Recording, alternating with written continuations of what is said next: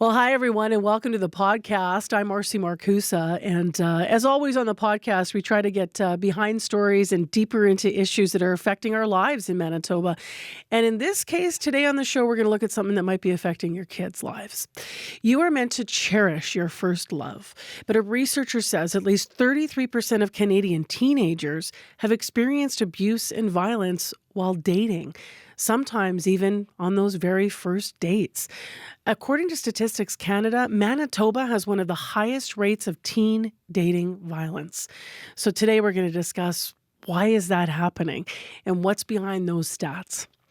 In addition, we're going to talk about a number of different things with Premier Wab Kinew. This is Manitoba. Well, the Premier comes in and talks to us on CBC on a monthly basis, so we cover a number of different topics. And so we're going to start by hearing our conversation with him. Beginning, though, not with something serious. We kind of switched gears on the Premier, and we started with socks. Start with something kind of fun and flip. Okay. Socks. Like, I'm a Gen Xer, and I'm ruined because of all of this. You know, I put on my spring sneakers. There they are. And I'm wearing the shorty socks, and apparently now I'm an old lady because we're all supposed to be wearing tall socks. What do you do when you're wearing sneakers? This is Mr. the Premier? generational divide that defines our time, and I was shocked to learn. And even more so, I think when we get to the sandals weather, and somebody my age and older, we're going to wear sandals, not slides, but sandals with no socks. No socks. Right? Yeah, like no socks. And my teenagers, now adult son, the oldest, they're going to be very offended. And they're going to say, how dare you show your dogs in public? You're supposed to have socks, cover those things up when you put on the slides. So are you being I'm with swayed, you. Premier, or what are you doing? Are you staying true to our generation, or what are you doing? Yeah, no, I think I'm on team no socks with sandals, and team embarrass your kids too. You heard it here first, kids. All right. Because you're here monthly, we actually do have some. I'm going to start with a follow-up question. When you were here last month, we were talking about a family. We had a story we covered whose mother died. She was waiting for heart surgery. Her son and advocacy group were calling on the province, on your government, to track when people die on waitlist. I know you said that you were going to look into this for us. What can you tell us about if this is something that Manitoba does right now or will do? What did you find out when you followed up? Yeah, no, thanks for the follow-up. So we've actually, we're going to start with the cardiac surgeries. And basically, I got a memo here, which we're happy to share with your newsroom and folks. But basically, this is a shared health directive as a follow-up to what we were going through last month. So a couple of the quick points for listeners and people such as Debbie's family who are very interested in this. So before you get a meeting with the surgeon, you're going to get information about wait times and how long somebody with a condition such as yours might expect before the ideal time of getting a surgery. So that way you're informed before you go into the meeting. Then in the meeting with the surgeon, they're going to have both the target, but also what's going on right now, like a snapshot of the system, how long people in the cardiac needs category are expecting to wait. Then the work of cutting down those wait times continues. And then finally, yes, we are going to track, unfortunately, people who pass away while waiting. And we'll be reporting that. It looks like quarterly. And there'll also be a bit of work to determine whether, and I think this is where the matter really comes to a head, whether being on a wait list contributed to that outcome for that patient. So, yeah, we're taking some steps here, and I think given where the issue started, I can share that with you. If you want to take a look I'll at keep it in the news center for later coverage. And then, we're just starting with the cardiac program because this is where this family raised their voice, first of all, and I think it makes sense for us to look at a lot of these life-saving interventions, like potentially cancer care being another next step, I would say. Thank you for the follow-up. Appreciate it. Absolutely. Speaking of it being almost a month, it feels like it's been a year when it comes to following tariffs and what's happened since we last talked on that front. So at this point, Premier, I mean, here we are, what is it, April 11th. Which industries are you most concerned about in Manitoba and why? Well, it's manufacturing and agriculture, and for slightly different reasons. With agriculture, it's because there's a tariff war on two fronts. We have tariffs that have been applied from China on canola, some canola products, and pork, and those are both billion-dollar industries for us. So yesterday, we're announcing this global agricultural tech exchange center, the GATE project, so that we can diversify our export markets. And then, of course, we have the Trump tariff threats ongoing. But with the manufacturers, it's not just the tariffs themselves, it's also what's happening to the business world. All this uncertainty, all this risk is causing people to like sort of sit on money in some ways. And so even the threat of tariffs hanging over some manufacturers, we're concerned about that. And so obviously we've done the business programs in terms of tax breaks and tailored responses to individual companies that are reaching out to us directly or through the tariff hotline.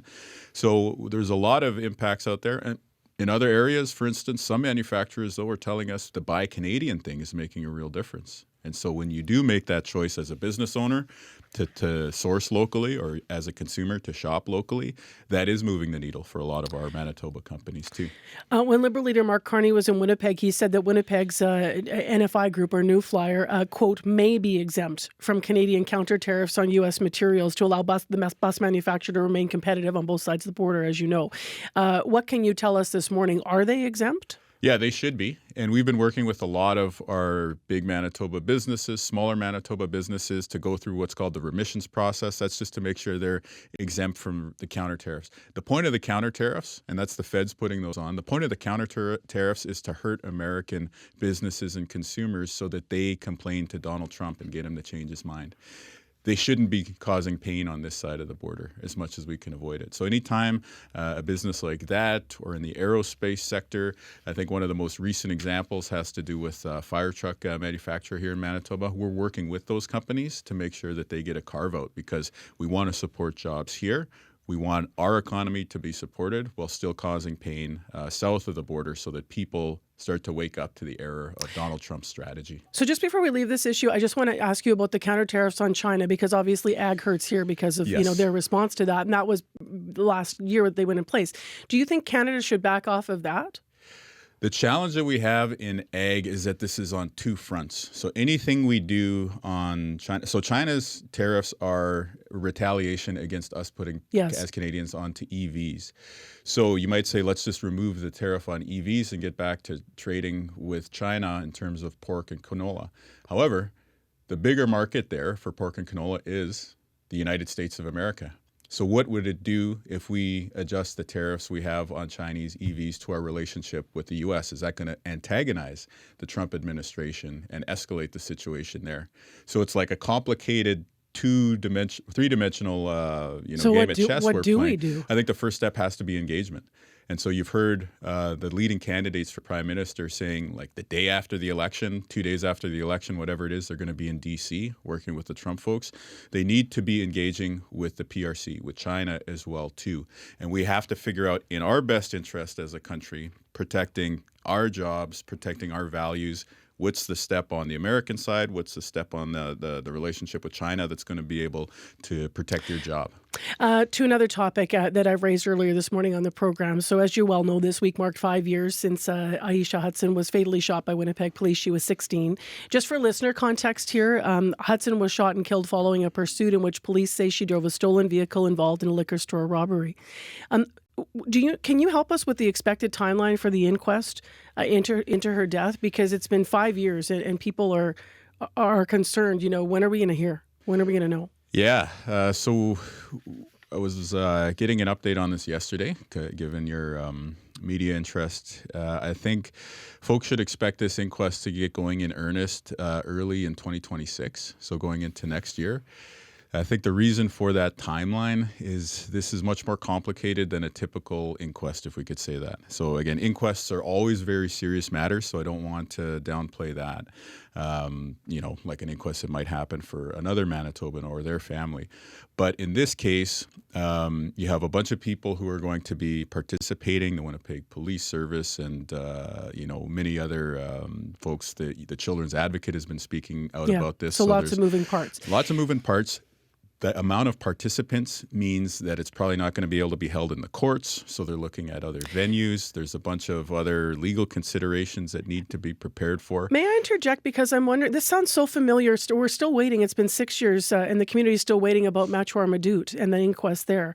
That's the South Sudanese man who was fatally shot by a police officer who was responding to a call in a colony apartment. So Eisha Hudson's been 5 years, inquest, 6 years waiting for the Machwar Madut inquest. I just want to ask you overall on inquest, do you think that there's something that we should be doing and looking at to sort of even give it respectfully understanding how complicated they can be, speeding it up, because it's very difficult in cases like this, as you well know, for community to wait so long? Yeah, no, I think that is a very fair point. I met Eisha Hudson before she died. Her brother and my oldest son played hockey together this past hockey season, so I know her family in a variety of contexts. At the same time, I know folks on the Winnipeg Police Service and the work that they do on a day-to-day level. And I guess the public interest in this case will be served in ensuring that the process is carried out in the right way. And so that's why these considerations about venue and participation for everybody who's going to be there, I think, are important. Again, the timeline shouldn't be allowed to carry on forever and ever. So there is that public interest argument to speed things up again, too, because you want to hear from people while the memories are fresher in their mind. You want to hear the perspectives of the impacts as well, while those are perhaps closer to the tip of the tongue of the people participating. So there's a balancing act here. Certainly, we're investing in the justice system in a lot of ways to ensure that there's more capacity there. And then this is part of the public safety conversation as well, too. Mm-hmm. And so having these inquests remain top of mind, I think, is an important matter of public interest. One more question on Eisha Hudson. You mentioned the children's advocate, yes, Sherry Gott, who was on the program earlier this week. She was talking about hoping that the provincial coach program would extend its supports to kids and care to those over the age of 15. She said Eisha benefited from some of that help and aged out. And as she put it, Sherry Gott put it, she might have fallen into some risk. Is extending the age of eligibility for those supports for teens something that your government would consider or look at? We're actually looking at it very, very deeply. The whole broader issue of extensions of care for kids who are in the child welfare system is not only tied into this specific story, but when we look at issues like homelessness and addictions and a lot of other social challenges that kids coming out of the child welfare system face, I think we're very deeply engaged with trying to figure out how an extension of care can help them. So that's kind of a technical term from the world of social work, but what I would say to the average listener out there is the average kid out there in our society is staying at home for longer, probably into their 20s. They're living with their parents. So for some of these kids that are in CFS who are vulnerable and have maybe more needs than some of their peers, doesn't it make sense for us to extend the care into the 20s as well? The question for us as a government, though, is how do you deliver that? Who's best positioned to provide that support? So certainly we welcome voices like the Children's Advocate pointing at specific programs saying that they think this would move the needle. That gives us something to take away. And like I said, we're looking at this very deeply, and we'll take the Children's Advocate's advice in mind as we figure out how do we support kids so that everyone in Manitoba is safer and reaches their full potential. You came out talking about trying to attract U.S. researchers here to Manitoba, and there was some pushback. You got a letter from researchers and scientists here saying that this is going to be a challenge, saying that there's been cuts to the agency responsible for providing the bulk of research. There's been a big cut to the funding. What's your response to that maybe, before you're going to invite new people here, you got to make sure that funding is restored so researchers can follow through on staying here and continuing their work? Yeah, we've increased the funding both of the last 2 years that we've been in office. So we have been trying to repair the damage. Again, just to make clear for folks, the cut that they're talking about happened under the previous government. It did. But the increase in funding you put in is kind of a drop in the bucket because it was $100,000. So I'm not saying that's a lot of people out there would like to get $100,000, especially that CFS system that we were just talking about. But in context, though, when you look at what they were cut by, and this is why they're concerned, yeah, they were cut for Agency for Research Manitoba. It fell by nearly 51%. It was 26 million down to 12.7 million. So in that context, the 100,000 is not enough of what's needed, they say. So, but how do you speak to their concerns? Well, that is the context we make decisions in. You asked me a question about healthcare. Then you asked a question about more funding for the justice system, and then a question about more funding for kids who are vulnerable in our community, and then research. And so I would say, yes, we've increased funding for researchers in Manitoba. We're about to roll out an ad campaign to try and recruit more Americans who are feeling disillusioned or even losing their immigration status. But at the same time, job number one we were elected on was to fix healthcare. One of the other big priorities that we see is on public safety and helping on the social issues. So we're moving things forward in a lot of different ways. And I would just say that repairing some of the challenges we saw under the previous government doesn't happen overnight, but we're doing it. And I appreciate these researchers raising this issue because it's one that I support. But again, within the context of trying to make investments to Trump-proof our economy and fix our healthcare, we're just trying to execute a balancing act. Fair fiscal comment. Yeah. Before you go this morning, may I ask you, obviously, you know that First Nations leaders have called for a search of the landfill to include Tanya Nepinak of Pine Creek, who went missing 13 years ago. Winnipeg police have told us, they say they believe her body was dumped in a garbage bin and taken to Brady. You met with the family. They said they left feeling hopeful. They left feeling assured you would try. Can you confirm that Brady will be searched for her? So there was a search for Tanya Nepinak at the time. I was actually a reporter here, and I remember that's when I met her family. And so I met I guess about a week ago now with some members of her family, and I shared with them. Well, first of all, I took the meeting, even though it was just sort of a last minute type of thing, because I want to show the compassion and just the caring that they deserve. And I shared with them what I've already been sharing with our team is we're going into Brady. We've made the commitment to work with the city and the Winnipeg Police Service and the federal government to search for Ashley Shingus. And we have an idea, but again, we're just very early on in figuring out what that search is going to look like. And so I've said, all right, so let's think about Tanya Nepinak as well too, as we're designing this new search of the Brady landfill. And so what I told the family members that I spoke to last week is give us a few weeks and maybe a few months to figure out the logistics and health and safety considerations, and then we're going to invite you back in for a meeting and share with you what we got. Thank you for sharing that much with us this morning. Appreciate your time. Thank you. Thanks, Marcy. That is the Premier of Manitoba, Wab Kinew. I'm Marcy Markusa. You're listening to This is Manitoba. Thanks for joining us on the podcast today. Well, let's turn our attention to those statistics I mentioned at the top of the podcast and teenage violence while dating. Often when we talk about intimate partner violence, you might be thinking about adults, but some researchers, as I mentioned, say that a lot of teenagers are also experiencing violence in their romantic relationships, and it often goes under the radar.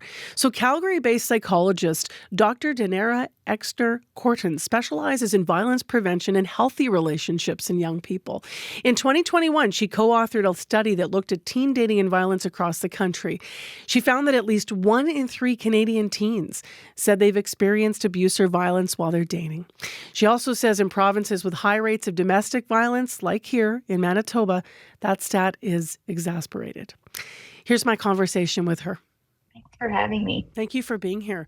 So when we talk about partner violence in teens, can you sort of give us sort of what specifically the scope is of what we're discussing here and what kind of ages we're talking about? So unfortunately, dating violence can start as soon as kids start dating, which could be as early as grade 6, so around age 11. We know by age 15, about 50% of youth have had some type of dating relationship, and those relationships may not look like adult relationships. They tend to be shorter, for example, but that doesn't mean they don't have big developmental impacts. Those can be really positive, but in cases where there's violence or aggression in the relationship, obviously that can also have long-lasting negative impacts. So when we talk about teen dating violence, we're really talking about kids in the age range 11 to 17. In terms of the types... Oh, sorry. Please. No, continue, please. Yeah, in terms of the types of behavior, it's similar if you're familiar with adult domestic or intimate partner violence. So psychological forms of aggression, name-calling, trying to control a partner, insulting, belittling, physical forms of aggression, sexual, so any unwanted sexual activity or where a victim is not able to or does not consent, as well as stalking behavior, so monitoring behavior that would cause fear. The key difference is that adolescents are not adults, and so developmentally, their needs are really different. The reasons for use of violence can be different. And so even if the behaviors looked similar, we really need to treat them as youth and not many adults. What are the reasons for the use of violence being different in teens? What do you mean by that? Can you elaborate Yeah, on that? Yeah. for sure. Yeah. So in teens, they're still really undergoing very rapid cognitive changes. And so that means there can be heightened emotions. They can react more strongly to emotional situations. They're more sensitive to people's facial expressions, things like that. It's not that they can't control their behavior, it's just harder. And so we think some of the aggression we see in teens is due to that. But like with adults, some of it is due to power and control dynamics as well. So where one partner is using violence in order to control another partner. But again, because they're still very much learning what it is to be in a romantic relationship, there's, I would say, additional opportunities for intervention, regardless of the reasons why the violence is being used, in order to hopefully help them learn to negotiate conflict in healthier ways, to not use power to hurt and harm others before they get to adulthood. I alluded to the stats here being troubling because according to Statistics Canada, Manitoba has one of the highest rates of teen dating violence. Um, what do we do about it? What supports actually get to the root of this and can help teenagers specifically? Mhm. And I will say the statistics you're talking about are just police reported incidents. That's really the tip of the iceberg. We're not picking up a lot of those behaviors that can still be really harmful, but wouldn't rise to the level of, say, criminal charges. But yes, Manitoba, among the provinces, does have one of the highest rates of police reported teen dating violence for 15 to 17-year-olds, especially in the rural north. And so, in cases where we're talking about violence that rises to this level, we're really talking about dedicated supports for folks who are experiencing violence as well as those who are using it. So, one-on-one intervention or group work, usually led by a licensed clinician. But more broadly, obviously, we don't want kids to get to the point where they're having to file charges or work with the police. And so, what we can do at more of a universal level, so for all youth, is really make sure that in schools in particular, since that's where most youth are most of the time, we are offering healthy relationships education. So romantic relationships are a new world for youth, and they need to learn about relationships just like anything else. And, without that teaching, they're basing it, based on what they see in the media or in the community. And so we want to really give them a sense of what relationships can be like, figure out for themselves what their own needs and boundaries are. And so that's really a lot of school-based curriculum, as well as parents, caregivers, families, community members, really supporting youth, listening to them if they're worried that something's wrong, and getting them to resources. What are some of the specific risk factors that might make a teenager more likely to perpetrate violence? Like, is it learned behavior? Yeah, I think there's definitely evidence that some of it is what we might call social learning. So seeing it modeled in different places. Obviously, how do we learn to be in relationships? We learn from those around them. I want to just say that's not blaming families or communities. There's lots of reasons, systemic reasons, including colonization, why violence happens. But yeah, we learn to be in relationships from what we see. And so some of the strongest predictors of perpetration include witnessing parental violence at home, experiencing child abuse ourselves, bullying as well. So, kind of learning in friendships how to use power to get what we want. So, bullying is a fairly strong risk factor for dating violence perpetration. And then, as well, other things like mental health problems as well as substance use. There's a lot of overlap. So, but yeah, that modeling is important. And so, we really do, especially if a youth has witnessed violence or experienced it themselves, make sure we're giving programming, and there are several evidence-based programs for this to really help them work through those traumatic experiences so they don't carry that forward into their future relationships. In our last minute here, anything that you'd like to add contextually or moving forward, what you hope we take away from what we're talking about today? Yeah, I think one, it happens, it's prevalent. I think people still find that really surprising. If you're worried about it, ask your child. If they don't tell you right away, keep asking. And just when they do tell you, really try to validate what they're telling you, not react with big emotions. It's normal to have those, but maybe step away and come back so that you can really listen to what they need moving forward to keep themselves safe. Thank you very much for being with us this morning. I appreciate your time and your expertise on this. Oh, thank you so much for having me. That's Dr. Deinera Exner-Cortens, an associate professor and Canada Research Chair in the Department of Psychology at the University of Calgary. Well, I am Marcy Markusa. This is Manitoba for today.